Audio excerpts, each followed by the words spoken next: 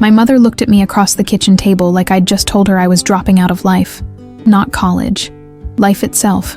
I'd practiced the words in my head for 3 days. I'd imagined different versions of this conversation, different ways she might react. Tears, maybe. Questions about why. Concern for my safety. Even anger would have been something I could work with. What I got was 2 words. I see. Then she stood up, walked to the sink, and started washing dishes that were already clean. The water ran too hot.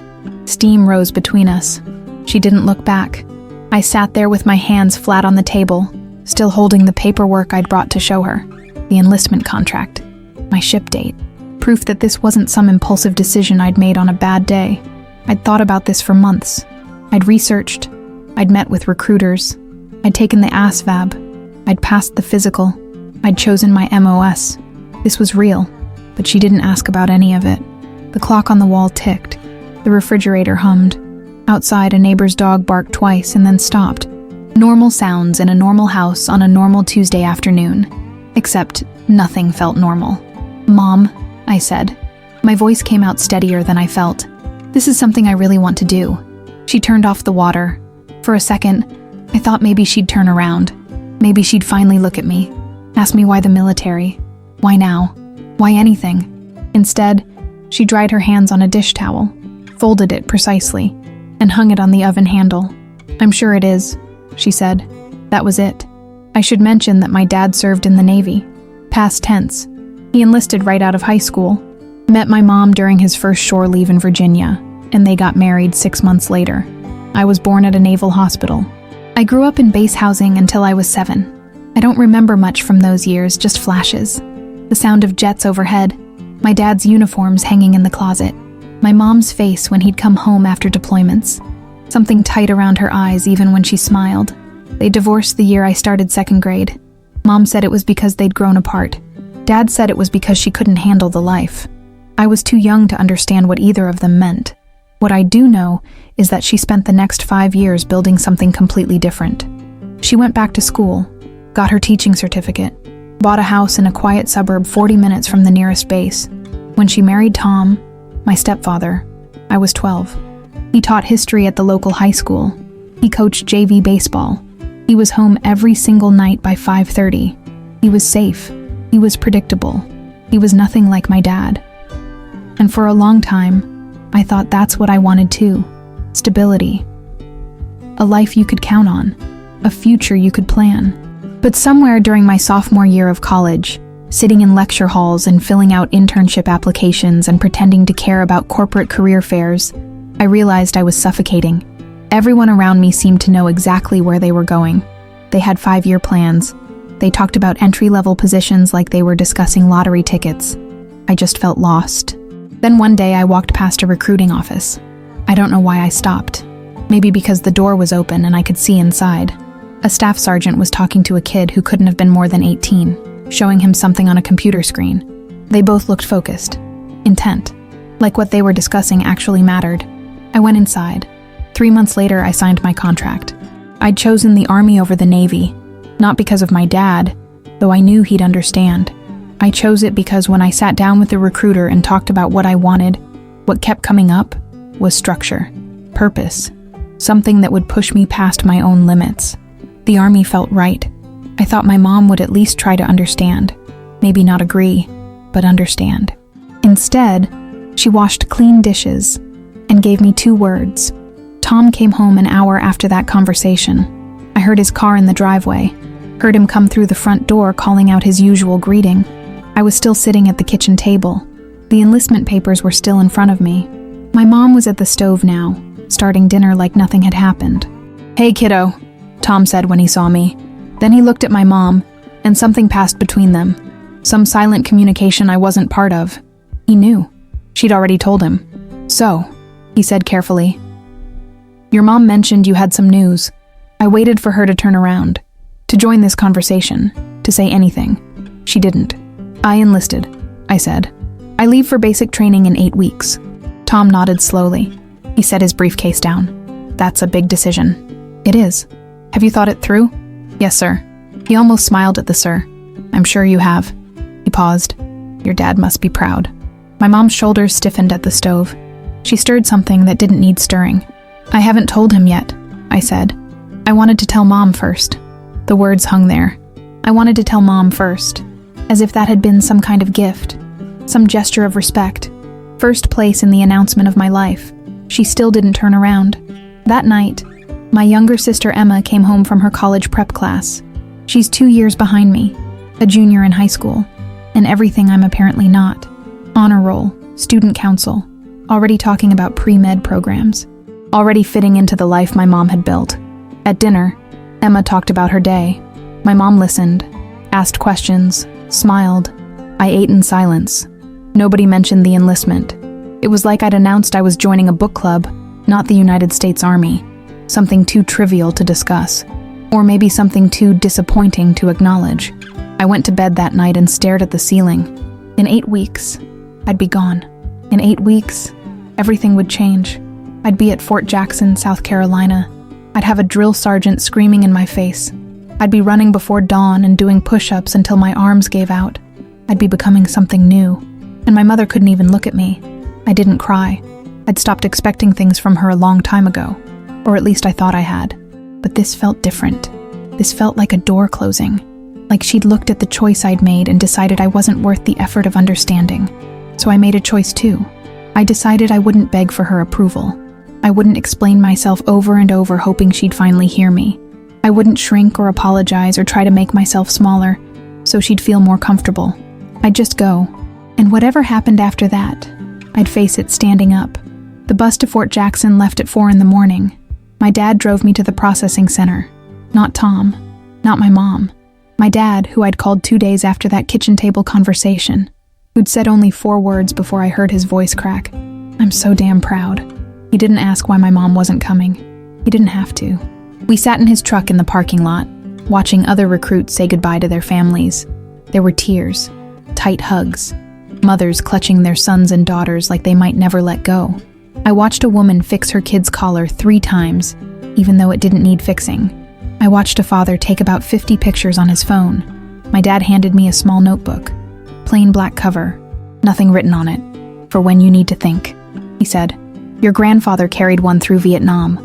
I carried one through 2 deployments. He paused. The pages are blank. Fill them however you need to. I held it like it was something fragile.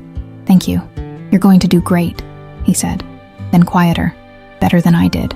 I wanted to ask what he meant, but they were calling for us to line up. I hugged him. He held on longer than usual. Tell your mom I love her, I said. I don't know why. Habit, maybe. He pulled back and looked at me straight on. You tell her whatever you need to tell her, but don't spend your time there worried about what she thinks. You hear me? I nodded. This is yours, he said. Your choice, your path. Don't give that away. Those words stayed with me through the entire bus ride, through the gates of Fort Jackson, through the first time a drill sergeant got 3 inches from my face and screamed about how I'd just made the biggest mistake of my life. Basic training is designed to break you down and rebuild you. Everyone knows that going in. What they don't tell you is how it breaks you. Not just physically, though that happens. Your body becomes something you stop recognizing. Muscles in places you didn't know existed. Exhaustion so deep you fall asleep standing up during formation. But it's the mental part that gets you. The stripping away of everything you thought you were. The constant noise. The constant demands. The way your name stops mattering because you're just a uniform now. Just a number in formation. You'd think that would make me feel worse about my mom. That I'd lie in my bunk at night, surrounded by 30 other women all trying not to cry into their pillows and feel sorry for myself. But I didn't. I felt nothing. And I chose that nothing. They gave us phone privileges on Sundays. 10 minutes if we'd earned it. Most of the women in my unit spent their entire week thinking about those 10 minutes. They'd plan what to say, who to call first.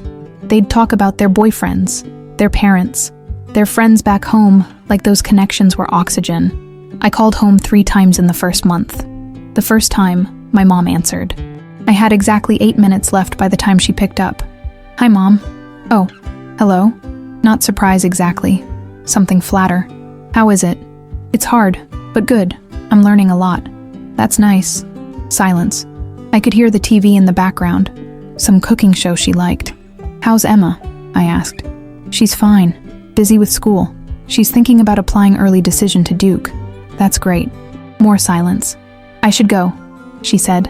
I have dinner on the stove. It was 2 in the afternoon. Okay, I said. Tell everyone I said hi. I will. She hung up before I could say goodbye. I had 6 minutes left on my phone time.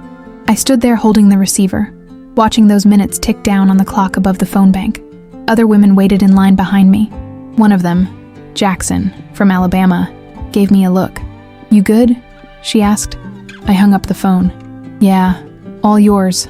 The second call was worse because I expected it to be better. I'd convinced myself she'd just been caught off guard the first time, that maybe she'd had time to think, to miss me. Hi, Mom. Oh, it's you. Hold on. Muffled sounds. She was covering the phone. I heard her say something to someone. Then she came back. Sorry, Tom and I were just heading out. I can call back. No, it's fine. What's going on? What's going on? Like I was calling to chat about the weather. Nothing. Just wanted to check in. We had our first ruck march yesterday. 12 miles. That sounds exhausting. It was. But I finished. Good for you. Good for you. The way you'd say it to a stranger at a bus stop who mentioned they'd had a nice day. How are you? I tried. Oh, fine. Same as always. Emma's doing really well. She got a perfect score on her practice sat. That's amazing. Tell her congrats from me. I will. Another pause. Listen, we really do need to get going. Was there something specific you needed? Something specific I needed. From my mother. After 4 weeks of not seeing her. Not hearing her voice except these brief, hollow phone calls. I looked down at my boots. Standard issue. Still breaking them in. My feet had blisters on blisters. No, I said. Nothing specific. All right then. Stay safe. She hung up. I didn't make a third call for 2 weeks after that. Instead, I wrote in the notebook my dad gave me. Late at night when I had fire guard duty, during the few minutes of free time on Sundays. I didn't write to her. I didn't write letters I'd never send, full of things I wished I could say. I wrote about what I was learning, about how my body was changing, about the women in my platoon who were becoming something like friends, or at least like people who understood what it meant to choose this. I wrote about the moment I realized I wasn't waiting for her to call, wasn't waiting for her to ask how I was really doing, wasn't holding my breath for her approval anymore. I'd let it go, not with anger, not with some big dramatic decision, just quietly, the way you'd set down something heavy you'd been carrying too long. And the strange thing was, it didn't make me weaker. It made me stand straighter. Week 7. We got a 72-hour pass for Thanksgiving. Most of my platoon went home. Some couldn't afford the flight. Some didn't have homes to go back to. I could have gone. Fort Jackson to home was a 6-hour drive. My dad offered to come get me, but I told him I'd stay on base. I said I wanted to focus, to use the time to study my field manual, to get ahead. The truth was simpler. I didn't want to sit at that kitchen table again. My mom called on Thanksgiving Day, not to talk to me, to tell me Emma had been accepted to Duke early decision. That's incredible, I said, and I meant it. Emma was smart. She'd worked hard. She deserved it. Full academic scholarship.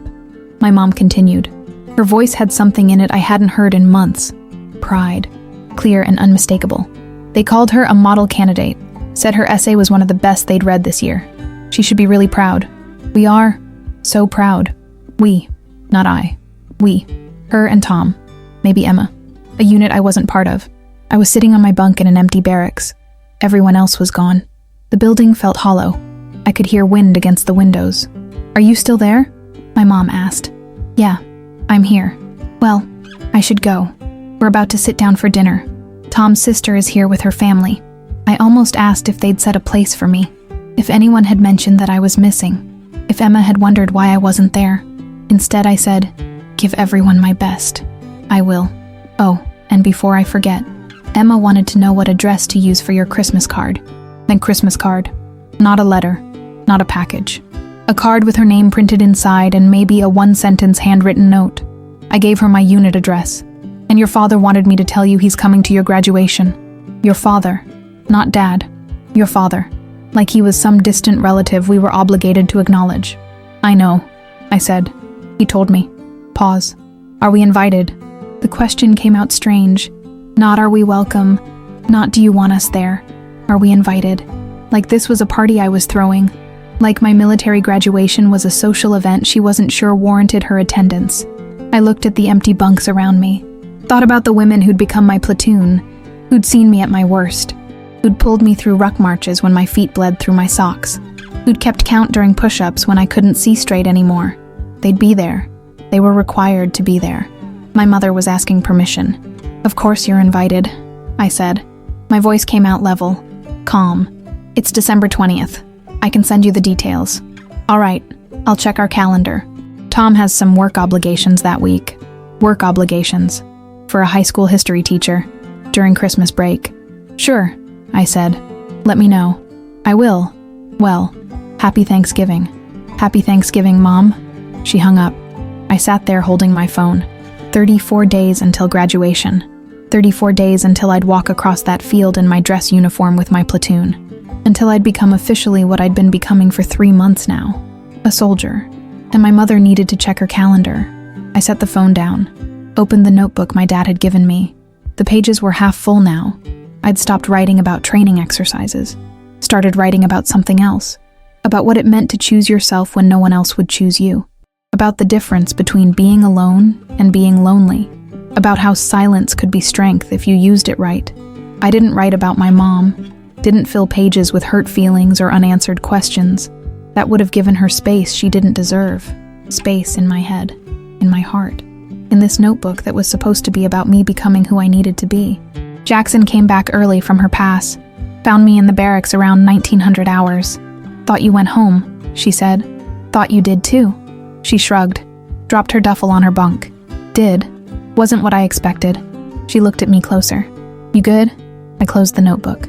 "Yeah. Family stuff?" "Something like that." She nodded. Didn't push. That was the thing about the women here. They knew when to ask, and when to just sit with you. She pulled out a pack of cookies her mom had sent. Offered me one. "My mom asked if she was invited to graduation," I said. Don't know why I told her. The words just came out. Jackson stopped mid-bite. "Asked if she was invited?" "Yeah. To your military graduation." "That's the one." She shook her head slowly. "Man, that's cold." It was. But hearing someone else say it made it real in a way it hadn't been before. Made it something I could look at straight on instead of trying to explain away. "Yeah," I said. "It is." We ate cookies in silence. Outside, someone was running formation drills even though it was a holiday. You could hear the cadence counting. Steady, rhythmic. The sound of people moving together towards something bigger than themselves. "You're gonna kill it at graduation," Jackson said, with or without her there. I believed her. And for the first time, I realized I didn't need my mother to believe it too. The care package arrived on a Tuesday. I wasn't expecting anything. My dad sent letters every week, but he wasn't the care package type. Too practical for that. The return address said, Linda Morales, my dad's wife. My stepmom technically, though I'd never called her that. She'd come into his life when I was 16. I'd met her maybe 5 times. She was kind, quiet. She worked as a nurse and made my dad laugh in a way I'd never seen before. But we weren't close. We didn't have that kind of relationship. I opened the box in the common area. Inside was a handwritten note on top, her handwriting neat and sloped. "Dear Grace, your dad mentioned you couldn't make it home for Thanksgiving. I thought you might need some reminders of home. The cookies are from that bakery near your old high school. The socks are wool because he said your feet were giving you trouble. And the book is just something I thought you might like during downtime. We're thinking of you, Linda." Under the note, a bag of snickerdoodles from Miller's Bakery, the place my dad used to take me for hot chocolate after school pickups, 3 pairs of thick wool socks, and a paperback copy of The Things They Carried by Tim O'Brien. I held the book. Someone had put a sticky note on the first page. "Your dad carried this through both his deployments. He wanted you to have his copy, but I told him you should have one that's just yours. Different pages to fill with different thoughts. Linda."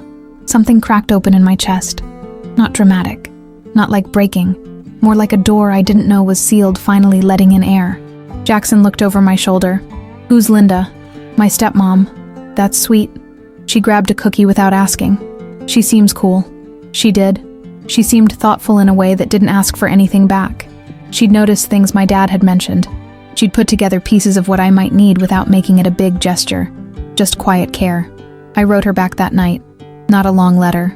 I didn't know what to say to her, but I thanked her for the package. Told her the cookies didn't last more than an hour once my platoon found them. Said I'd started reading the book, and it was heavier than I expected, but good. Then, because something in me needed to say it, I wrote, "Thank you for thinking of me. It means more than you probably know." I almost didn't send it. It felt too vulnerable, too much like admitting I needed something, but I did send it. A response came a week later. Another letter, handwritten. "Grace, I'm glad the package reached you. Your dad talks about you constantly. I know he's proud, but I want you to know I am too. I've watched you make hard choices and stick with them. That takes courage most people never find. You're doing something that matters. Don't let anyone make you feel otherwise. If you ever want to talk about anything, I'm here. No pressure, no expectations. Just here. Linda." I read that letter 3 times. Then I folded it and put it in my notebook next to the pages I'd been filling. You're doing something that matters. Don't let anyone make you feel otherwise. She didn't know about my mom. My dad wouldn't have told her the details, but somehow she knew I needed to hear exactly that. I called my dad the next Sunday, asked if I could talk to Linda for a minute. "Of course," he said. Sounded surprised but happy. "Let me get her." Shuffling sounds, then her voice. "Grace, is everything okay?" "Yeah," I said. "Everything's good. I just wanted to say thank you for the package and the letter. It helped. I'm glad." She paused. "Your dad showed me some photos from when you were little. You in his uniform cover, way too big for you. He said you used to march around the apartment." I smiled. I'd forgotten about that. I wanted to be just like him. "You are," she said, "in the ways that count." We talked for 6 minutes. About small things. About how nursing and military life weren't that different. Both about service. Both exhausting. Both worth it. She told me about my dad's garden. How he'd started growing tomatoes and talked to them like they were recruits. When we hung up, I realized I felt lighter. Not fixed. Not like everything was suddenly okay. Just less alone. Jackson caught me smiling at nothing. "Let me guess. Stepmom?" "Yeah. Told you she was cool." She was. She was offering me something I didn't know I'd been missing. Not mothering. Not trying to replace anyone. Just presence. Just showing up in the small ways that mattered. If you've ever felt invisible to someone who should see you, or if you found support in unexpected places, I want to hear about it. Drop a comment below. And if this story is hitting home, please subscribe. Share it with someone who might need to hear that they're not alone in this. Your support means everything, and I read every single comment. 3 weeks until graduation. 3 weeks until I'd walk across that field. And for the first time since I'd enlisted, I felt like someone was walking toward me too. Linda started sending letters every week. Not long ones. Just a page or 2. Updates about small things. The neighbor's cat that kept sneaking into their yard. A patient at the hospital who reminded her of her own daughter from her first marriage. How my dad had burned dinner trying to follow a recipe I'd apparently loved as a kid. I started writing back. At first, just thank you notes. Then longer. I told her about training. About how the gas chamber made me question every life choice I'd ever made. About the women in my platoon who'd become something like sisters. About how my body didn't feel like mine anymore, but in a way that felt earned. She never told me what to feel. Never tried to fix anything. She just listened through paper and ink. Week 9, she sent me a photo. My dad in his dress blues. Probably 25 years old, standing next to his chief. Young and serious and proud. The note on the back said, "Found this in a box he keeps in the garage. He was about your age here, right after he got his warfare pin. He called his parents that night. They didn't answer. He called your mom. She told him she was tired and they'd talk later. He told me once that was the loneliest night of his career, but he kept going. And he became the man you know now. Strong because of what he carried, not in spite of it." I stared at that photo for a long time. Saw myself in his face, the set of his jaw, the way his eyes looked straight at the camera like he was daring it to doubt him. My mom hadn't answered, hadn't celebrated with him, and he'd kept going anyway. I tucked the photo into my notebook, next to Linda's letters, next to the pages I'd been filling with my own words. My mom called that same week, first time she'd initiated contact since Thanksgiving. "We've confirmed for your graduation," she said. "No hello, no how are you. Tom was able to move his faculty meeting. We'll drive down the night before and stay at a hotel near base." "Okay, thank you for coming."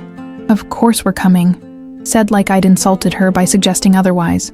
You're still our daughter. Our daughter. Present tense. Like it was something she needed to remind herself. Emma's coming too, she continued. She wanted to see where you've been all this time. Where I've been. Like I'd been on vacation. Like the last 3 months had been some gap year adventure instead of the hardest thing I'd ever done. That's great, I said. I'm glad she can make it. She's very curious about military life. She's been reading articles about women in combat roles. For a sociology project. A sociology project. My life had become research material for my sister's homework. Well, she can ask me anything, I said. I'm sure she will. Pause. Your father mentioned he's bringing his wife. His wife. Not Linda. His wife. Yeah, I said carefully. She's been really supportive. That's nice. The words came out clipped. Well, I suppose we'll all be there then. One big family. The sarcasm was subtle, but there. I could picture her face. The tight smile she used when she was being polite about something that bothered her. I didn't tell her about the letters. About the care packages. About how Linda had seen me in ways my mom never had. That was mine. Something private and protected. I should go, my mom said. I have papers to grade. Okay. See you in 2 weeks. She hung up without saying goodbye. I sat there with the phone. Thought about telling her how Linda had sent me that photo. How she'd shared a story about Dad that made me feel less alone. How someone I barely knew had shown up for me more than she had. But I didn't. Because it wasn't about making her jealous or proving a point. It was about protecting something good. Something that didn't need her approval or her opinion. Jackson found me later that evening. We were cleaning our rifles. Routine maintenance. Muscle memory by now. You're quiet, she said, thinking. About graduation? About who shows up. I looked at her. Does it matter? Who's there? She thought about it. Matters who means it. Not who's just checking a box. That was it exactly. My mom was checking a box. Obligation, appearances, making sure she could say she was there. Linda was showing up because she wanted to. Because she saw something in me worth celebrating. My stepmom's coming, I said. Didn't think she would. The cookie lady? I smiled. Yeah, the cookie lady. Good, Jackson said. You need people who show up right. Not just show up. 2 weeks. 14 days. Then I'd stand on that field in dress uniform and everything I'd worked for would become real. Official. And I'd have people there who chose to see me. Not who I was supposed to be. Not who they wanted me to be. Just me. That night I wrote Linda another letter. Told her I was glad she was coming. That it meant something I couldn't quite put into words yet. That I hoped after graduation we could get coffee or something. Talk in person instead of through pages. I signed it. Thank you for showing up, Grace. Then I sealed it and dropped it in the mailbox before I could second-guess myself. Some families you're born into. Some you choose. And some choose you back when you need it most. Final field training exercise. Week 11. 72 hours in full gear, navigating terrain, setting up tactical positions, running on 3 hours of sleep, and MREs that all tasted like cardboard and regret. We were on hour 48 when I hit a wall. Not physical. I'd pushed through physical walls 100 times by now. This was something else. A kind of exhaustion that went deeper than muscle and bone. We'd just finished a 12-mile movement. My feet were raw. My shoulders ached from the weight of my ruck. I sat on the ground during our brief rest, canteen in hand, and looked at the women around me. All of us destroyed. All of us still going. Jackson was rewrapping her ankle. Martinez was checking her rifle for the 100th time. Williams had her eyes closed, stealing 30 seconds of rest before we moved again. Nobody was quitting. Nobody had called home asking for permission to stop. We were just doing it, becoming what we came here to become. And suddenly, I was 7 years old again, standing in my mom's kitchen after my dad had picked me up for the weekend. She was asking me if I had fun. I told her we'd gone to the Air Museum, that I'd sat in a cockpit, that Dad said maybe one day I could be a pilot if I worked hard enough. She'd smiled, not the real kind, the kind that didn't reach her eyes. That's nice, sweetie, but you know girls usually don't do things like that. I'd asked why not. They just don't. That memory had lived in me for years, not bitter, not angry, just there. A small moment that had quietly shaped how I saw myself, what I thought was possible. I'd spent so much time trying to prove her wrong, trying to show her I could do things she didn't think girls did, that I could be strong. capable, worth something. But sitting there in the dirt, surrounded by women who were all those things without needing anyone's permission, I realized something. I wasn't doing this to prove anything to her. I was doing it because it was mine, my choice, my path, my life. And her inability to see that wasn't my failure. It was hers. I thought about the photo Linda had sent. My dad standing alone in his dress blues after an achievement nobody celebrated with him. He'd kept going, built a life, found people who did see him. He hadn't spent 20 years waiting for my mom to understand. He'd just moved forward. I could do that too. The drill sergeant called us to formation. I stood up, shouldered my ruck. The weight felt different now, not lighter, just mine to carry. That night, back in the barracks, I pulled out my dress uniform. We'd gotten them 2 weeks ago. I'd been practicing how to wear them, how to stand in them, how to move like soldiers instead of civilians playing dress-up. I held the jacket, ran my fingers over the insignia, the nameplate that said my name, my rank, my unit. This was real. I'd earned this, and in 9 days, I'd walk across that field and receive it officially. My mom would be there. Maybe she'd smile. Maybe she'd find something nice to say. Maybe she'd finally understand. Or maybe she wouldn't. Either way, I'd still walk across that field. Either way, I'd still be a soldier. I took out my notebook, started writing. Not about her this time. About me. About the moment I realized I'd stopped waiting for her approval. That I'd let go of the daughter who needed her mother to see her and become someone who could see herself. It wasn't dramatic. No big confrontation. No angry words or ultimatums. Just a quiet release. Like setting down a stone I'd been carrying so long I'd forgotten it wasn't part of my body. Jackson climbed into the bunk next to mine. "You good?" "Yeah," I said. And I meant it. Really good. 9 days. 9 days. We'd survived basic training. Made it through when so many others hadn't. We'd become part of something bigger than ourselves. Something that didn't need validation from people who'd never understand it. I closed my notebook. Lay back on my bunk. Thought about graduation day. I'd invite my mom. I'd invite Tom and Emma. I'd be polite. Gracious even. But I wouldn't wait for her to be proud. I wouldn't search her face for approval. I wouldn't let her presence or absence define what that moment meant, because I was already proud. And that was enough. The lights went out. The barracks settled into the familiar sounds of women breathing, shifting, existing together in the dark. I'd chosen this.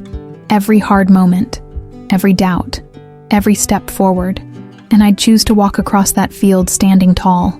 Not for her, for me. Graduation week. The energy on base shifted. Everything we'd been building toward was suddenly real and immediate. We practiced formation until our feet knew the movements without thinking. We pressed our dress uniforms until they were perfect. We memorized the ceremony order, the protocol, the exact moment we'd walk across that field and become official. My family arrived Friday night. Graduation was Saturday morning at 0900. My dad texted first. "We're here. Checked into the hotel. Linda says hi and wants to know if you need anything." Then my mom. "We're at the Hampton Inn. Let us know what time we should be there tomorrow." "No, we made it safely." "No, can't wait to see you. Just logistics." I texted them both back, gave them the details, told them I'd see them in the morning. That night, lying in my bunk for the last time as a trainee, I felt strange. Not nervous exactly, more like standing on the edge of something. Behind me was every hard moment of the last 12 weeks. Every morning I'd wanted to quit. Every night I'd pushed through anyway. Every time I'd chosen to keep going when it would have been easier to stop. Ahead was everything else. My permanent duty station. My real military career. My life as a soldier, not a trainee. And somewhere in between was tomorrow. One ceremony. A few hours. People I loved and people who'd hurt me all standing in the same place watching me walk across that field. Jackson rolled over in her bunk. "You awake?" "Yeah." "Nervous?" "No." I thought about it. "Ready." "Your mom coming?" "Yeah. She's here." Jackson was quiet for a moment. "You know what's wild? We did this whole thing without needing them to believe we could." She was right. 12 weeks ago, I'd walked through those gates with my mom's disappointment still fresh, with her silence heavy in my chest, with all these questions about whether I was making a mistake. Now I knew. This wasn't a mistake. This was exactly where I was supposed to be. "Thanks," I said. for having my back. Always. Saturday morning came cold and clear. We dressed in silence, helping each other with the small details, making sure our covers sat right. Our ribbons were straight. Our boots reflected like mirrors. The drill sergeant came through for final inspection. She stopped in front of me, looked me up and down. "You've come a long way, Morales." "Thank you, drill sergeant." She almost smiled. "Your family here?" "Yes, drill sergeant." "Good. Make them proud." She moved on, but I thought about those words. Make them proud. And I realized I'd already done that. The people who deserved to be proud already were. The ones who weren't. That was their loss, not mine. We marched to the parade field. Families were already gathering in the bleachers. Hundreds of people. I scanned the crowd without meaning to. Found my dad first. He was standing, not sitting, like he couldn't bear to be still. Linda was next to him, one hand on his arm. When she saw our formation approaching, she waved. Small, discreet, but it was there. I found my mom next. She was sitting. Tom beside her. Emma on her other side. They looked normal, like they were at a high school graduation or a community theater show. Polite interest. Nothing more. The ceremony started. Speeches from commanding officers. Words about service and sacrifice and commitment. About becoming part of something bigger than ourselves. I barely heard them. I was too busy feeling everything else. The weight of my uniform. The presence of my platoon around me. The knowledge that in a few minutes, my name would be called, and I'd walk across that field as Private Grace Morales, United States Army. Not my mother's daughter who'd disappointed her. Not the girl who'd chosen wrong. A soldier. They started calling names. Each woman walked forward, received her certificate, saluted. The crowd clapped. Jackson went before me. She walked with her shoulders back, her head high. Her family screamed from the bleachers. Actual screaming. Joy so loud it made people laugh. Then my name, Private Grace Morales. I walked forward. Every step deliberate. Every movement the way we'd practiced. I took my certificate from the company commander, saluted, turned to face the crowd. The applause was general, polite. I searched the faces. My dad was still standing. He was crying, not hiding it, not embarrassed, just openly proud. Linda had her hand over her mouth, smiling so wide it looked like it hurt. My mom was clapping, sitting down, clapping the way you do at a work presentation, appropriate, measured. Emma looked interested, taking it in like she was mentally writing that sociology paper. Tom was checking his phone, and I felt nothing. Not hurt, not anger, just a clear, calm certainty. I'd done this without her. I'd become this person despite her doubt, and that made it mine in a way it never could have been if she'd supported me from the start. The formation ended. We were dismissed. Families flooded the field. My dad reached me first, pulled me into a hug so tight I couldn't breathe. "I'm so proud of you," he said into my shoulder. "So damn proud." Linda waited her turn. When Dad finally let go, she hugged me too, gentler, but no less real. "You did it," she said. "Grace, you really did it." "I had help," I said, looking at her, meaning it. She understood, squeezed my hand. Then my mom arrived. Tom and Emma behind her. "Congratulations," my mom said. She didn't hug me, just stood there. That was very impressive. Very impressive. Like she'd watched me parallel park correctly. "Thanks for coming," I said. Of course. We stood there. This awkward cluster of people who were supposed to be family. My dad and Linda on one side. My mom and Tom and Emma on the other. Me in the middle in my dress uniform, feeling the distance between all of them. And then Linda stepped forward slightly, looked at me with something I couldn't quite name. "Grace," she said. "Would it be okay if I said something?" Everyone went quiet. My mom's face tightened. Not angry exactly, more like bracing for something she didn't want to hear. Linda looked at me, not at her. "I know I'm not your mother. I know I came into your life late, and we haven't had years together, but I need you to know something." She took a breath. Behind us, other families were celebrating, taking photos, laughing. Our small circle felt separate from all of that, contained. These last few months, your dad and I have watched you do something most people never have the courage to do. You made a choice that was hard, that people didn't understand, and you did it anyway. Her voice was steady, clear. "I've been a nurse for 23 years. I've seen a lot of people face hard things, and the ones who make it through are the ones who know their own worth. who don't wait for permission to become who they're meant to be. She looked at me like she was seeing something important, something true. You didn't wait for permission, Grace. You didn't ask if you were allowed to be strong. You just were. You are. She paused. And watching you walk across that field today, in that uniform you earned, I just need you to know, you don't need anyone to validate this. What you've done here is real. It matters. You matter. My throat went tight. I felt my dad's hand on my shoulder. Solid. There. Linda wasn't finished. Your father carried a lot of weight for a long time, feeling like he had to prove something, like he wasn't enough unless someone told him he was. Her voice got quieter. I don't want that for you. I want you to know right now, standing here, that you're enough. You've always been enough. I couldn't speak. If I tried, something would break. She smiled, small and real. I'm proud to know you, not because you're my stepdaughter, because you're you. Nobody said anything for a long moment. The noise of the field continued around us. Families celebrating, names being called, life moving forward. My mom stood there, her purse clutched in front of her like a shield. Her face was carefully blank. Whatever she felt about Linda's words, she wasn't going to show it. Well, she finally said, that was very nice. Very nice. Like Linda had complimented her casserole. Emma looked uncomfortable. Tom was still half focused on his phone. My dad cleared his throat. Linda's right. You should be proud, Grace. We are. I found my voice. Looked at Linda. Thank you. For everything. For the letters. For showing up. For... I had to stop. Swallow. For seeing me. Always, she said. I turned to my mom. She was watching me with that same careful expression. Polite distance. Like I was someone she'd met at a conference. Someone she was being courteous to because it was expected. Thank you for coming, I said. Meaning it. Not because her presence had meant what I'd wanted it to mean, but because I'd learned something from it. I'd learned that you can't make someone see you if they've decided not to. And I'd learned that was okay. Her inability to be proud didn't diminish what I'd accomplished. Her silence didn't make my voice less worthy. Her distance didn't mean I was less deserving of love. It just meant she was limited in ways I wasn't. We should get photos, my dad said, breaking the tension. Before you have to report back. We took photos. Separate ones. My dad and Linda on one side. My mom, Tom, and Emma on the other. Me in the middle of both. The division was clear, obvious. But I stood straight in my uniform and I smiled and I felt something I hadn't felt in months. Peace. Not because everything was fixed. Not because my mom had suddenly understood, but because I'd stopped needing her to.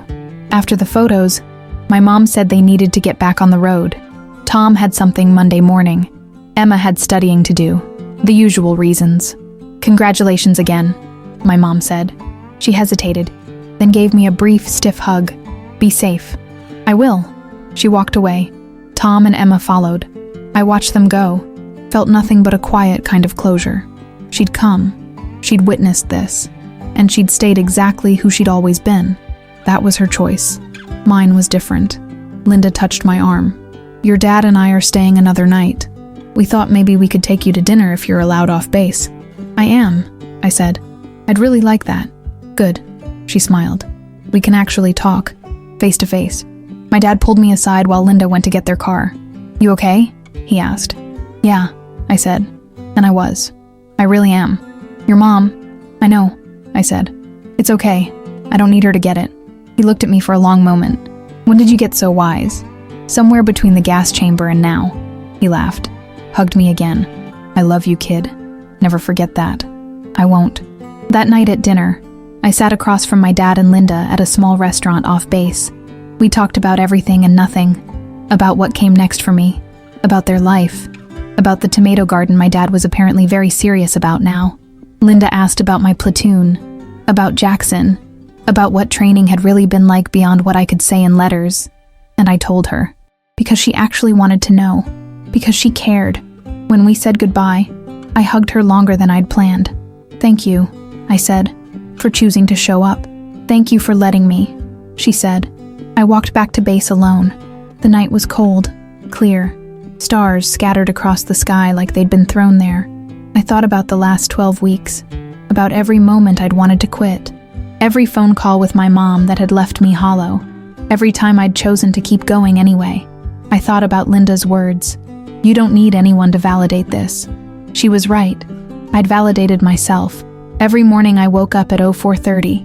Every mile I ran. Every standard I met. Every moment I chose to be here. I wasn't the girl who'd sat at that kitchen table hoping her mother would understand. I was Private Grace Morales, United States Army, and that was enough. Thank you for listening to my story. If it resonated with you, if you've ever had to choose yourself when no one else would, please hit that subscribe button. Share this with someone who needs to hear that their worth isn't defined by anyone else's approval. Drop a comment below.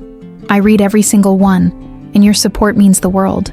Sometimes the family that sees us isn't the one we're born into. Sometimes we find them. And sometimes we become enough all on our own.